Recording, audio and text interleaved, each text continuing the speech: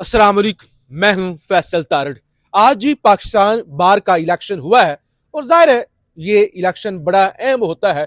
वकला की सियासत और फिर सारी बार की सियासत और बार का फिर अदालतों को जिस तरह से इंसाफ के लिए प्रेशराइज करना या फिर आइन की हिफाजत करना या कोई नई तरमीम ऐसी तरमीम ना होने देना जिससे आइन का स्ट्रक्चर तबाह हो जाए, तो इसलिए बार्स का बड़ा अहम किरदार होता है।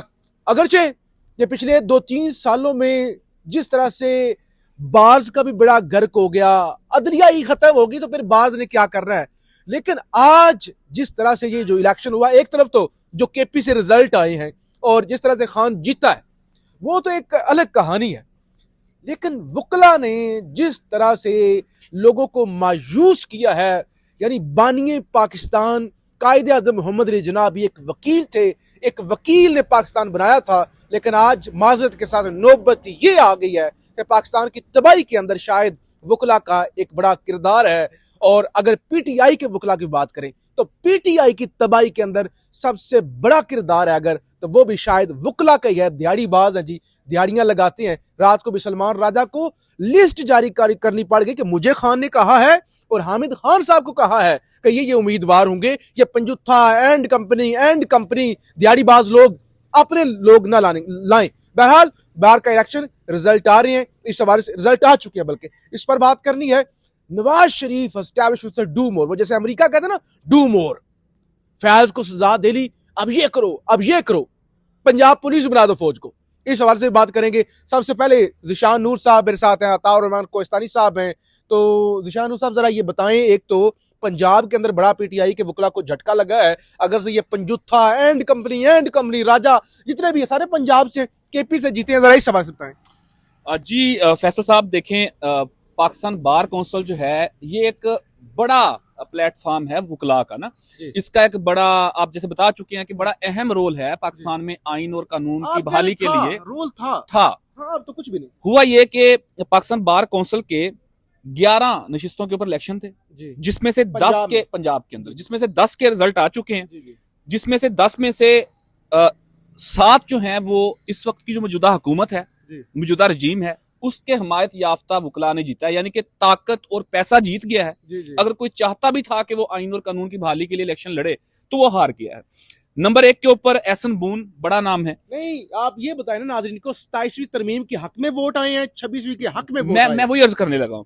ये जो 11 में से 10 नशिस्तें जो है वो हुकूमती इत्तेहादी वकला ने जीती हैं, उसके भी हक में। जो 28 में आ रही है ना उसके भी हक में, पहले देखिए ना, उसको छोड़ दें आप। 26वीं यानी तरमीम हुई, फिर 27वीं यानी तरमीम हुई, उसके बाद ये उससे बल्कि 27वीं से पहले ये इलेक्शंस हुए और हमने देखा कि कराची, लाहौर, फैसलाबाद, कोयटा जैसी बार्स के अंदर जो वकला थे, जो मज़ाहमत की लामत होते थे आइन और कानून की बहाली के हवाले से, प्लाटों की लामत है, अब वो ना यानी कि 27वीं यानी तरमीम के हक के अंदर वोट डाल के, यानी कि इस वक्त के मौजूदा हुकूमती निजाम के हक के अंदर वोट डाल के वो जश्न मना रहे थे। फायरिंग करते हमें वकला नजर आए। नाजरीन ने देखी होंगी वीडियोस के, खवातीन वकला जो हैं वो भी मतलब जश्न के तौर के ऊपर फायरिंग, और वो किसी ने लिखा हुआ था कि ये कोई हवाई फायरिंग नहीं कर रहे, ये अपने सीने के ऊपर अपनी वकला की आजादी सल्ब करने के हवाले से ये सारा मामला कर रहे हैं। और लेकिन पख्तूनख्वा के अंदर दोनों नशिस्तें जो हैं वो पाकिस्तान तहरीक इंसाफ ने जीती। सिंध से अब्दुल खान एडवोकेट हैं और काजी अरशद एडवोकेट हैं, ये दोनों जीत गए। दोनों नशिस्तें जो है वो पाकिस्तान तहरीक इंसाफ ने जीती हैं।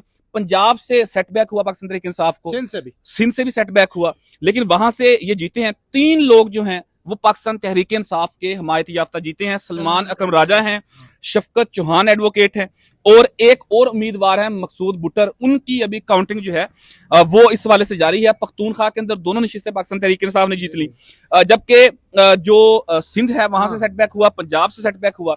टोटल जो 23 नशिस्तें हैं उनमें से 16 नशिस्तें वाज़े तौर के ऊपर इस वक्त के जो हुकूमती इत्तेहादी वकला हैं, एहसन बून ग्रुप है, आजम नज़ीर तारड़ ग्रुप है, वो जीत चुके हैं। लेकिन अहम बात एक आखिर के ऊपर के नतायज आ जाए हैं, लेकिन गुज़श्ता रोज और उससे एक दिन पिछले दिन कुछ वकला जो ताकतवर हलकों के करीब समझे जाते हैं, उन्होंने इंतखाबात के नतायज का ऐलान कर दिया था कि ये नतायज होंगे, और वही बिल्कुल आए। प्लाट दिए गए, पैसे दिए गए, मुबैना तौर के ऊपर पता नहीं क्या क्या मराद दी गई। लेकिन अफसोस, सद अफसोस उन काले यूनिफॉर्म वालों के ऊपर कि जिन्होंने कानून पढ़ा, जिन्होंने आइन पढ़ा, जो रखवाले थे इन बार्स के, इन अदालतों की, इंडिपेंडेंस ऑफ जुडिशरी के रखवाले थे, वो पैसों पे, प्लाटों पे, ताकतवर के सामने, पैसे के सामने बिक गए, झुक गए और डर गए। मुख्तार पाकिस्तान बनाने वालों ने कोहिस्तानी साहब पाकिस्तान बेच दिया। क्या कहेंगे? कोहिस्तानी साहब अदालतों को भी कवर करते रहे हैं, एक लंबे अरसे तक इन्होंने बाकायदा एक निजी टीवी चैनल के लिए अदालतों को कवर किया है, तो इनका इस हवाले से ज्यादा तजर्बा है, बताएं जरा। सर देखें, ये तो पाकिस्तान बार का है ना, इलेक्शन हुआ है जी, जी। आज, ठीक है। मैं डिस्ट्रिक्ट कोर्ट को मैंने कवर किया, वहां पे था डिस्ट्रिक्ट बार का इलेक्शन। जी। एक कहानी मैं आपको सुना देता हूँ। वहां पर पाकिस्तान तहरीक इंसाफ के रहनुमा भी थे, जी, जी। और उस टाइम पे भी इमरान खान की जानिब से ILF को, हाँ, हाँ। इंसाफ लायर जो उनका एक प्लेटफॉर्म है, उसको ये बताया गया था कि आपने मुत्तहिद होकर वोटिंग करनी है। मुझे याद है कि वहां पर पाकिस्तान तहरीक इंसाफ के जी, जी। 3 ग्रुप्स थे अच्छा डिस्ट्रिक्ट बार के इलेक्शन में, वकला बार के, अच्छा। ठीक है। तो जो वकला जो थे ना, उसमें शोएब शाहीन अलग ग्रुप है जी, हाँ। अली बुखारी अलग ग्रुप है जी, इसके अलावा कुछ और एक मतलब जो छोटे मोटे वो जमा होकर उन्होंने एक और अलग ग्रुप बना दिया कि हम इनकी क्यों सुने, ठीक है। इमरान खान ने अंदर से कहा था कि भाईजान आप तीनों ने मिलके ये उम्मीदवार है उनको वोट देना, नहीं दिया, वहां पे वो अच्छा, हार आज गए। भी वो जो वाजिद गिलानी है ना, आज भी खबर आई है, वो वाजिद गिलानी और पीटीआई एक पेज पर थे। जाहिर सी बात है, पीटीआई पंजाब भाईजान मैं बार आपको कौंसिल, पंजाब बार कौंसिल के हवाले से जो सदर इस्लामाबाद हाई कोर्ट बार हैं वाजिद गिलानी, जिनके इस्लामाबाद इस्लामाबाद हाँ इस्लामाबाद बार के, जिनके इख्तलाफात भी चल रहे थे पाकिस्तान तहरीक इंसाफ के लोगों के साथ, वो आज पीटीआई के लोगों के साथ खड़े हो गए हैं, नियाजुल्लाह नियाजी के साथ, शोएब शाहीन के दफ्तर में इकट्ठे हुए हैं और मिल के इलेक्शन लड़ने का। सो कोस्तानी साहब आप ठीक बात कर रहे हैं, बार्स की एक अपनी सियासत है, जी। हमेशा होती आई है, लेकिन इस वक्त 26वीं और 27वीं तरमीम के बाद अगर अब भी वकला इसी सियासत के अंदर फैसल साहब घुसे रहेंगे, हाँ, हाँ।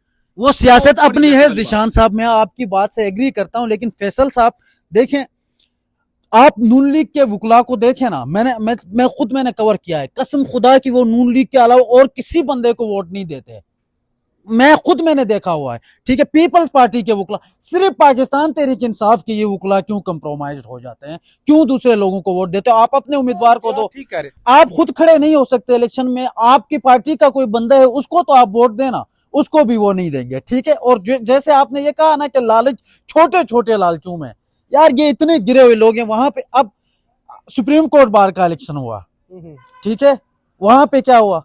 वहां पे भी इन्होंने ये किया कि पीटीआई वालों ने आपस में उनकी मुखालफत हुई, और उसके बाद जाके जीता कौन? फिर आजम नजीर तारड़ ग्रुप। आजम नजीर तारड़ कौन है? अभी इस वक्त आपका वजीर कानून है, वो मतलब सबसे बड़ा टाउट इस वक्त आप कह सकते हैं। चौधरी लोग एहसन बून को वोट दे रहे होते हैं। हाँ, एहसन बून को वोट दे रहे होते हैं, ये आजम नजीर तारड़ को वोट दे रहे होते हैं, हाँ। ठीक है। अब फवाद चौधरी तो छोड़ो, वो चला गया, उसकी वैसे भी सलमान अकरम राजा के साथ दुश्मनी है, ठीक अच्छा, है। एक ये जिशान नूर की तरफ ऐड करना चाहता हूँ जी, जी। नाज़रीन के लिए कि किस तरह के लोग इस रजीम के अंदर जीत रहे हैं और बार्स की नुमाइंदगी कर रहे हैं।